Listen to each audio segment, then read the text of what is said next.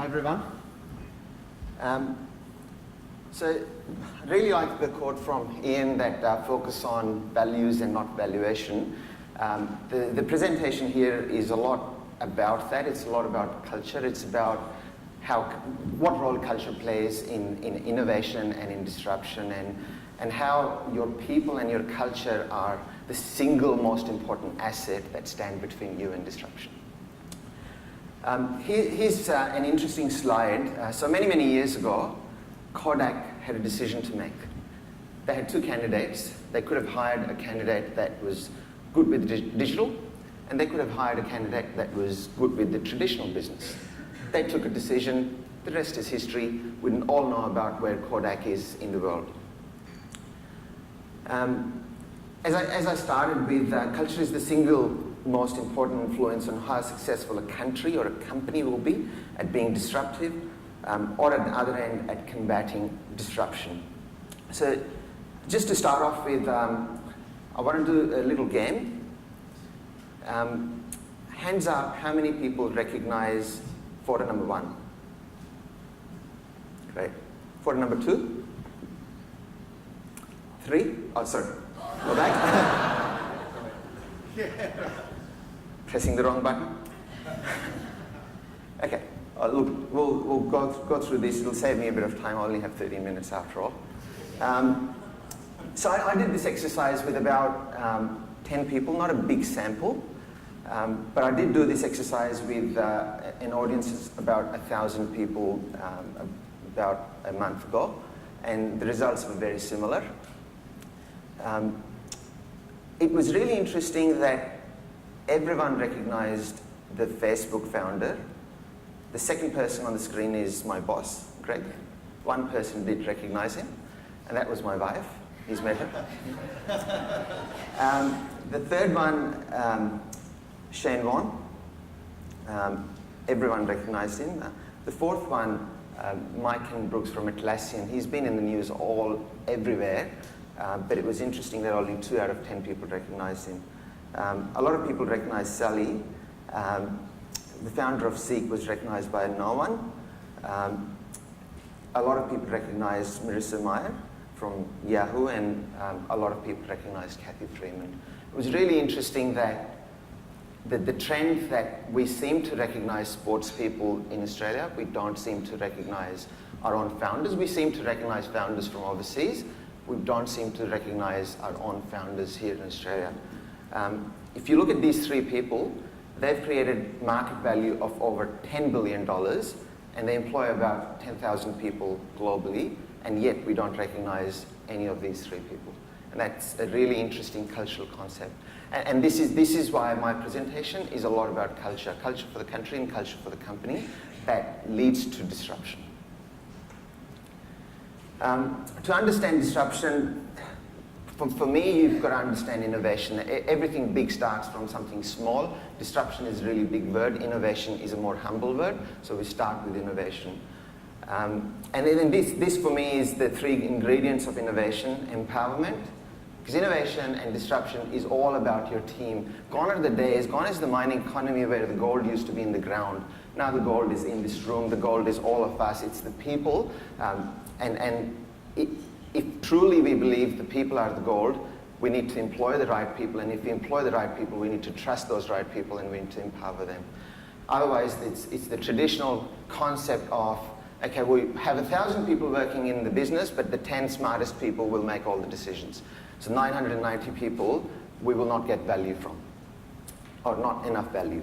The second one is permission to fail, that we'll talk a little bit further about. And failure has a big role to play in innovation and disruption.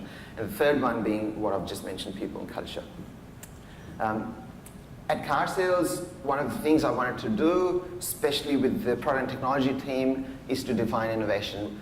We've always been known as an innovative company outside the company, but inside the company, when we looked at our employee opinion survey, innovation actually didn't rank very high. Innovation was quite low. And one of the issues was a lot of people define innovation as, unless I've done something groundbreaking, unless I've changed the world, it's not innovation. And the problem with such a hard definition on innovation is you stop innovating all those small things, you stop rewarding yourself, you stop thinking I've done something great with that 1% innovation, with that 0.1% innovation. And again, small things lead to big things. So innovation definition for me was new thinking that creates value. It's as simple as that. Scaling innovation was the next challenge for us, and we used to have this concept where we started in our company something called Dragon's Den. And so those of you who've seen Dragon's Den, it's 2 or 3 dragons, people, but so-called dragons, sitting in the front on seats like these. The people who are pitching for businesses come in and pitch to these dragons for funding. These dragons sometimes are pretty ruthless to them. Sometimes they accept the funding. We couldn't be that ruthless. We couldn't be dragons to our own staff. We tried, but it wasn't going to work, and it didn't really work. So we morphed, we changed, we came up with a different way, and one of the ways was running hackathons. These are some of the pictures on the screen of some of our hackathons, and the first hackathon had 150 people participate. People from technology, product, marketing, all over the business, joining up to just create new ideas. And hackathons have become quite popular these days, and nearly all companies are doing hackathons, but culture goes much beyond hackathons. It goes to the kind of people you employ, the kind of values that you have, and are you actually employing people that live those values or would live those values. We have a success rate of about 50% of the projects that come up in hackathons actually go to production on our website or one of our products. And that is the stat that I'm most proud of in our hackathons. It's not about running a hackathon. Everyone runs hackathons. It's about, have you employed the right people? Do you trust them? Do you empower them? Will you see their ideas to fruition? Otherwise, what happens is if only 2% ideas go through, the 98% of the ideas don't go through, it actually leads to more frustration. And over time, it's just a tick in the box that we're innovative, but we're really not innovative. What not to do with innovation? We've experimented with many structures, and one of the structures we experimented with, we created this department within car sales called the Fast Start team. And the Fast Start team was supposed to be the innovative team, and the rest of them, guess what? What were we saying to them by saying Fast Start will be innovating is, oh, this team over here, they're the elitists, they're the 25 people who will innovate, and by the way, the rest of 975 few, we don't expect you to innovate. We didn't employ you to innovate. Please just sit there and stagnate. So that there was, in fact, one of our values is innovate, don't stagnate. And to live that value, we really needed a structure where we didn't have those innovation departments. So I, for one, don't believe in those, especially in the more innovative digital companies. In traditional, larger companies, there is a case for an innovation department because you're going through cultural change, and you've got to start small and then infect the rest of the company. So there is a case there, but in the kind of company that car sales is, there's definitely not a case for it. Types of innovation. So we start with what we call incremental innovation. We sort of famously term it as 1% innovation within the business. It's about those small ideas that we just keep building upon, and 100 of those ideas make 100% change. And then there's the disruptive innovation that is like what Apple iPhone's done, or connected cars will do, or electric cars will do, or self-driving cars will do. But one thing leads to another. And to me, the incremental innovation leads to the culture of, yes, I can innovate, the barriers are low, and yes, I've proven that I can contribute to the company. Once you have that confidence, you're more likely to be a disruptor. It's a little bit like this. About a year ago, I could not run more than 200 meters. More recently, I've been running 35 kilometers, about 35 kilometers. I haven't run a marathon yet, on a constant basis. But I go and run on the treadmill to prove to myself on a zero incline that I can do it. And once I prove to myself, then I go out and do it, and I usually can do it. Once I believe I can do it out there as well. And that's exactly what the benefit of incremental versus disruptive innovation is. Once you have the confidence, you can be more easily disruptive. Innovation is all about people, it's not about process. I'm a strong believer in that, and I'm a strong believer in companies that have a lot of process don't employ the best people. If you depend on a mass of process, what you're saying is, well, I don't really trust the people, I trust the process a lot more, I'm going to protect the people from the process. But if you do trust the people, you don't need so much process. And I'm not completely anti-process, there needs to be some level of process as well. You don't want total chaos, but a little bit of chaos is actually good for innovation. It actually attracts good talent. Netflix actually has this value explicitly in their company where they talk about more process leads to worse talent. Less process leads to better talent. Be tuned to your customers. One of the things we do at car sales is the product and technology team spend every month, every person in the product and technology team spends 4 hours with customer service listening to customer calls. After they've listened to the customer calls, they come back, they email all of the product and technology team and have only one recommendation which says, this is the one thing I would change. Every Friday, last Friday of every month, they get given the time to actually change that thing and get teams around them to change that thing. They also do customer service where they would actually reply to the customer query. And some of our people are from overseas, they're immigrants, and their English is probably not the best, but we still let them reply because it doesn't look like to the customer that a machine is replying. It's like a real human being. I would rather have spelling mistakes and solve the problem for the customer rather than have a really nice English with perfect grammar but actually not solve the customer's problem. This year is a little bit beyond just listening to customers.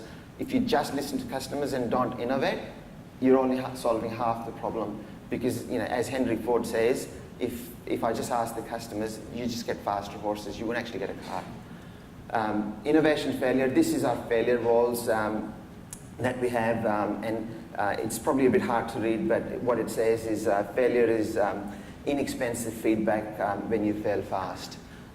And these are all the failures. The first one, the green one there, is my failure. Insourcing versus outsourcing. So this is an interesting concept. In a digital world, if you truly believe digital is core to your business, don't just think the traditional outsourcing. There will be plenty of people who will tell you that, and plenty of people have told me off for saying this, but insourcing has a lot of value when digital is core to your business. Think about it critically, don't just take the default decision of outsourcing. Innovator's dilemma, every company makes decisions based on a value system. Ian mentioned the value system. Even if you don't have a formal value system, you have an informal one. For example, some companies might go, we have 50% margin, we will not invest in businesses that have less than 50% margin, or we will not start anything less than 50% margin. But guess what, even if it's 30% margin, it's paying you a lot more than a bank would pay you, and it's potentially not the right thing for you to do. So when an opportunity falls outside the value system, it's easily discarded, so be aware of that. Blind spot. It assumes that disruptors start with the lower price alternative, which is inferior, but eventually they work up their way to disrupting your entire business. So a lot of times people actually think, oh, they're the cheap alternative to us, and let's not worry about them. But usually disruptors start like that, and they usually then go broad-based, and that is the blind spot for disruption. The truth tellers. So you would probably all have them, and many of you probably hate them as well because they tell it as it is, but they're usually the ones who will tell you that why, sorry, it's nearly done. But yeah, truth tellers. It is nearly done. This is the second last slide. So for me, the summary is build an innovation platform, and an innovation platform is not just tech, it's tech and people. And this is the last slide. Traditional versus digital. It's very, very true.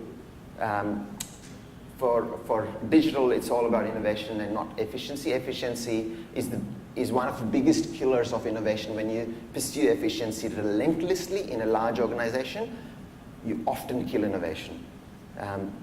Culture, it's all about collaboration and hierarchy. Talent is about high skill rather than low cost, and that's where the insourcing is relevant as well. The technology is all about cloud and mobile, and rather than legacy, and IT is all about yes rather than no. And project management's agile rather than waterfall, and business model is all about relationship. It's not about technology is a service provider, it's about its power.